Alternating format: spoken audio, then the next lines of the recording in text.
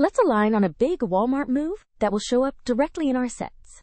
I saw Walmart is changing Great Value's look, but not the products. What's really happening? Walmart is rolling out a full packaging refresh for Great Value, its largest private label. Roughly 10,000 SKUs will transition over 18 to 24 months. The transition will start in snacks and dairy. Price points and product formulas stay the same. The change is all about design and communication. So this is not a value engineering story.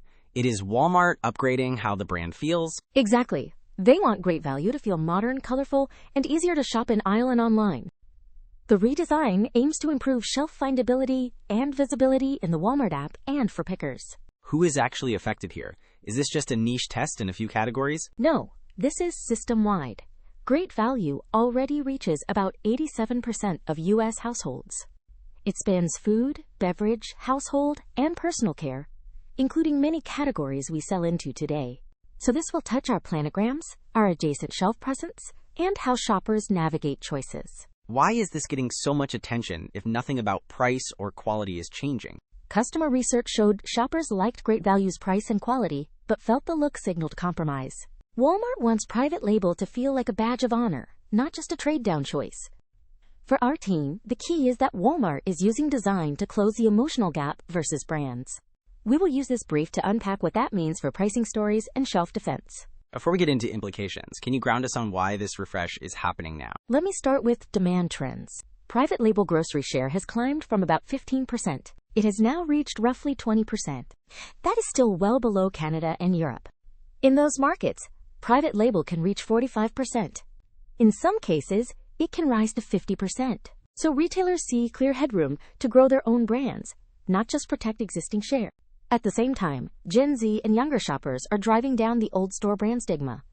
For many of them, having a retailer brand on the counter is socially neutral or even positive. That shift weakens the automatic premium halo national brands used to enjoy in many categories.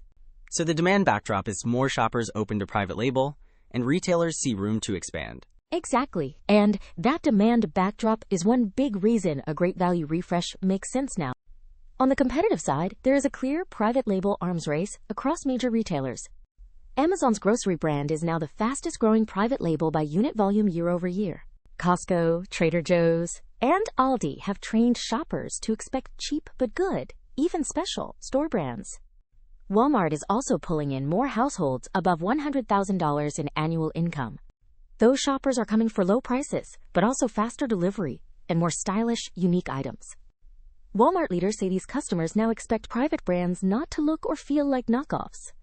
Packaging becomes a tool to signal quality parity with national brands without changing the price point. So competitively, others are elevating private label, and Walmart's richer shoppers expect that same polish. Yes, and that combination turns a packaging refresh into part of a broader private label upgrade path. Next, we can zoom out and frame how this fits into the longer-term structure for brands. With that background, should we see this as a structural pattern, not just new packaging? This news fits the structural theme of retailers institutionalizing private label as core brands. That sits at the industry structure layer, where value chains and brand portfolios are reshaped. Great Value is moving from generic price fighter to a cross-category master brand with real identity. Design, assortment, and app visibility become levers to compete head-on with national brands. So the pattern is private label being treated like a full portfolio brand, not a side project? There is a second theme here around the business model and value equation reset. Retailers are reframing private label from cheaper copy to smart default choice for many shoppers. That sits in the strategy layer, where growth engine, margin mix, and price perception are managed. Omnichannel friendly packaging and picker efficiency show private label being wired into operations. Tiered brands like Better Goods and Great Value create a platform that brackets multiple price points. My read is this is less a one-off redesign and more a template others may follow. Got it. We should read this as portfolio structure plus value equation, not isolated packaging news. Next, we will connect these themes to our category stories and retailer-facing narratives. For our Walmart and other account plans, where does this Great Value refresh really hit our work? First, shelf space defense at Walmart gets tougher as Great Value looks cleaner and easier to shop. Buyers may challenge underperforming SKUs harder, especially where Great Value sits directly adjacent on shelf. For account planning, that means tightening our SKU roles and velocity stories in those adjacencies. So in cereal, snacks, dairy, household, we should expect more pointed space and cut questions? Yes, and our rebuttal needs clear, incremental volume, trade-up, and trip-driving evidence, not brand heritage. Second, Walmart can lean on great value as the everyday value anchor in joint business planning. That pushes our brands into better or best tiers, where price gaps must be clearly justified. So our price and pack proposals need sharper reasons to trade up from great value, right? Exactly. We should foreground functional performance, flavor, innovation, and mission-based packs in pricing decks. Promotion logic also shifts. If great value looks higher quality at same price, Walmart needs fewer deep brand deals. Expect pressure for more targeted, event-specific promotions and potentially less feature or display for national brands. That means our promo calendars must prove incremental lift, not just volume at any cost for Walmart.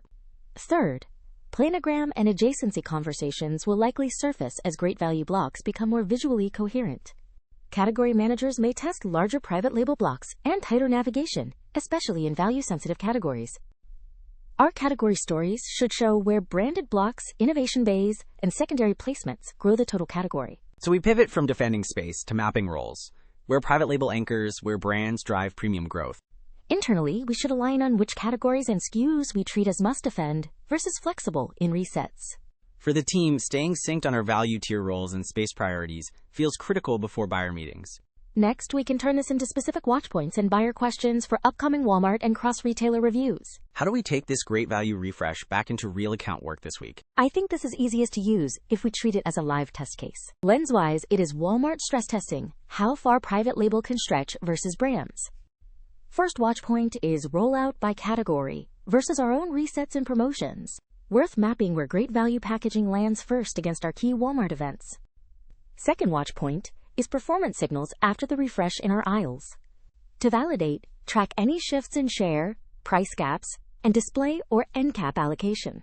So we're not reacting yet, just checking where pressure actually shows up first. Exactly, and we should carry a couple of questions into buyer conversations. Near term, ask how Walmart defines success for the new great value in each category. Clarify whether they see it as opening price point, mainstream, or even trade up. Then a broader question for our team is where we coexist versus defend hard. Which SKUs are truly must keep in each planogram if private label gets more space? If we stay disciplined on those checks, this story becomes useful signal, not noise.